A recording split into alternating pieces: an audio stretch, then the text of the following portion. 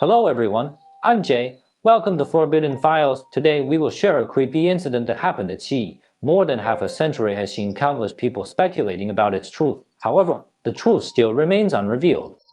What hid behind it is thought to be something related to the most powerful intelligence agencies in the US because of its mystery and weirdness. In 2018, the story was adapted into a horror game named Man of Medan. This is the Man of Medan incident.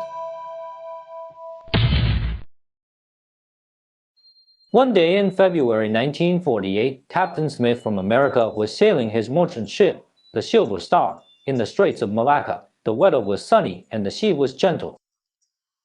Although still in February, the Straits of Malacca, in the equatorial region, has already reached nearly 30 degrees. Days of tiring sailing with hot and humid sea breeze made the crew sleepy. Even Captain Smith found himself a little sleepy too. However, a quick knock over the door waked him up. The person was the correspondent. He reported to Smith, saying that he had just intercepted a Morse code requesting for emergency distress. Captain Smith came to confirm instantly. Several crew gathered over the telegraph, waiting for the deciphering result. Though being a little anxious, Smith felt excited. Finally, the Morse code was deciphered. Here is the Man of Medan. We are floating. All crew, including the captain, were dead. I'm trapped in the chart room and control cabin. Other crew could be dead. What followed the message was some noise and murmur difficult to understand for the crew. The moment when Smith was about to give an order, the second Morse code message was delivered. It's very brief. After being deciphered, the message made all the crew hold their breath unconsciously. I'm dead too. Thereafter, no signal was delivered. Smith came to realize that the shipwrecked Man of Medan suffered might be much more serious than what he had thought. Time clocking, he sent an order to search for the Man of Medan immediately. At the same time, another merchant ship received the distress message. Silver Star managed to locate the approximate position of where message was sent. Being closer to the target, Smith let the Silver Star start searching and rescuing first. After hours of efforts in searching, they finally found the Man of Medan. This is a steam turbine in old fashion, floating in the sea without a purpose, without power propulsion and cruise activities. The ship seemed to have no damage on the surface. This puzzled Smith, who was holding his binocular. The ship seemed far from being attacked. Might the signal be false? He ordered the crew to whistle and send a contact signal. However, no response was received. The sound of the signal was as calm as the sea. Smith decided to lead some crew to board the ship for further inspection. When they boarded the ship, Man of Medan, what presented in front of them not only verified the authenticity of the signal, but also scared them greatly. Lying in disarray on the deck, some sailors held their arms tightly, pretending to protect themselves, while others curled up their limbs and seemed to be hiding from something. Every sailor looked at the sky with eyes open wide. Their faces told they were all in panic, as if they had been through something terrible like a nightmare. Some sailors' skin started to rot, which obviously proved the sailors had died. On the deck over the cabin, Smith and other people even found a pet dog, facing forward and fixed in the posture of roaring.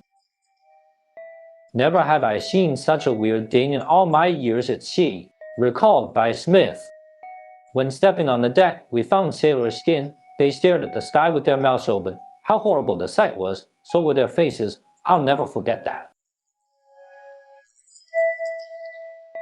After that, Smith led the crew for further investigation. The boiler room kept normal operation, making the temperature in the cabin climb over 40 degrees, but the time they stepped into the cabin, Silver Star's crew felt a little piercing cold. In the control cabin, captain and pilots were found in almost the same position as that of the sailors. It seemed that they're trying to avoid the unfortunate fate befallen the sailors. Even crew in the inside cabin shared the same expression and posture. The only one who posed differently was the correspondent. He was lying by the telegraph, still in the position of sending a telegram, as if it was him who had sent the signal to the Silver Star and died after sending the last brief message. While this time, Captain Smith discovered something very weird. That is, the skin of this correspondent started to rot too. The time between receiving the signal to finding the Man of Medan was about several hours. If the correspondent had been alive when sending the message, he should have been died only several hours ago. Why he rotted so fast? After ensuring no one alive, Smith decided to drag this creepy ship to the nearest port. While the crew were connecting the two ships together, smoke came out from the Man of Medan. It seemed to be where number 4 warehouse located. Since the fire spread quickly, Smith let the crew return to the Silver Star and cut the ropes. Within a few minutes, there was a loud noise from the Man of Medan. The ship, together with unknown secrets, sank into the sea. Detailed records of the Man of Medan were made by Captain Smith. Among these records, 3 points kept puzzling him. Firstly, there were no trauma on each crew. However, according to their stiff arms, they had been kept tightening their muscles until the last minute, so they must have suffered unimaginable pain. Secondly, their skin decayed much faster than normal speed. This is unreasonable. Thirdly, the ship remained intact though under this situation, without a single clue of visible damage or similar signs. When the investigation went deeper, he found among all official records of Holland or Indonesia at that time, there was such a steamship named the Man of Medan, which made him wonder whether what he had gone through was illusion or not. After sending record to the Albany Times, Smith disappeared. Even the Silver Star was sold and renamed. No trace has been found since then.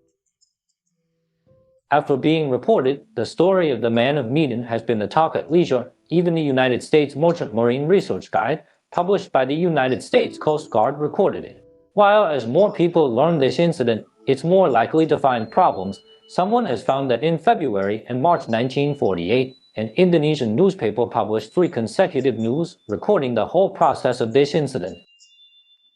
In this report, the incident was almost the same, except that the storyteller was not the captain of the Silver Star but a German survivor on the Man of Medan. After the incident of the Man of Medan occurred, this German crew fled to the Marshall Islands and was rescued by a local fleet. Finally, he was dying when rescued. Fortunately, an Italian missionary who knew German was on the fleet. Therefore, the German sailor told everything he knew before he died. According to the German sailor, the task of the Man of Medan was to transport large doses of sulfuric acid to Costa Rica. But during the transportation, the containers malfunctioned. The released gas killed all crew unconsciously. He was the only one who managed to escape. Meanwhile, in his last words, he also mentioned that the entire mission and routes of the Man of Medan were classified in order to avoid being found by other officials. The Italian missionary told what he had heard to his friend Silvio, who wrote this report. This seems to make sense, since it can explain why there has been no official records of Man of Medan, but there still remains something that can't make sense. For example, sulfuric acid is difficult to volatile, only high concentration ones can. It is hard to imagine that on such a huge ship all crew were poisoned at the same time without solutions taken until everyone died. Since then, many conspiracy theorists have put forward their thoughts about the incident of the Man of Medan, none of which are guesses without evidence. It's not until 20 or 30 years later that many began to agree on a certain view that maybe the incident of the Man of Medan is a fabricated story. This is because reports related to the Man of Medan were found that in 1940 it was published in several English newspapers including the Yorkshire Evening News and Mirror. Words like mysterious death, no injuries, Man of Medan were obviously listed. Other details shared almost the same as what Smith has seen. The author of these reports from 1940 also wrote the report published 8 years later in an Indonesian newspaper. He was Silvio, the Italian. Thus, many people thought that it was a story which had been fabricated in 1940 by Silvio and pitched to the media in UK. But at that time, the World War I had just broken out, so the British public was more concerned about the war than this boat news. Instead, Silvio himself was very satisfied with the story fabricated, so 8 years later he contributed it again to different media and made it become a legend of the sea. Over time, more and more people came to believe the story. However, in 2003 a new clue to this incident came up, turning the case to be mysterious again. The tip was from the Central Intelligence Agency, CIA. According to the Freedom of Information Act FOIA, CIA ought to disclose all documents kept over a certain number of years. As for the important ones, CIA would continue to keep them classified or blacked out in key areas. Among documents declassified in 2003, A letter posted on December 5, 1959 was found whose sender was marked CAH or marked JRB, while its recipient information was hidden. We will call it A instead. Apart from the description on the whole events, the letter also mentioned something intriguing, beginning by a question. Mark asked whether it believed the story of the man of Medan was related to something unknown.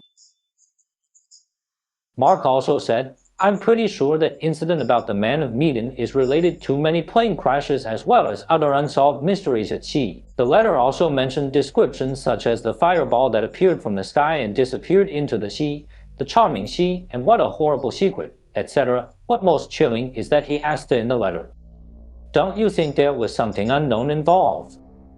Considering how Mark called her in the letter, I might be an assistant of the department director of CIA. Besides, according to the content, several letters had been written between her and Mark. In other public correspondence, expressed his gratitude to Mark for the files he provided and hoped Mark would continue to send more similar ones.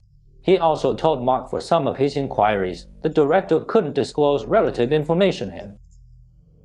Although it is hard to tell who the assistant and director really are, in a later reply from a to Mark, I mentioned Mr. Dulles, and the director of CIA from 1953 to 1961 was none other than Allen Dulles, who was also the man in charge of the entire CIA. Therefore, it's reasonable to speculate that the real person Mark wrote to was Allen Dulles himself. But why would such a great man as Mr. Dulles be interested in a Dutch cargo ship far away in the Straits of Malacca? Does this mean that the man of Medan incident might not be a story fabricated by Silvio? Mark repeatedly expressed his suspicions about the mysterious power. Allen Dulles, the director of the world's for intelligence agencies, why did he make discussions with Mark? Is there mysterious power or secrets hidden in the incident of the man of Medan? Maybe only in the future, when more files were declassified by CIA, will we know the exact truth.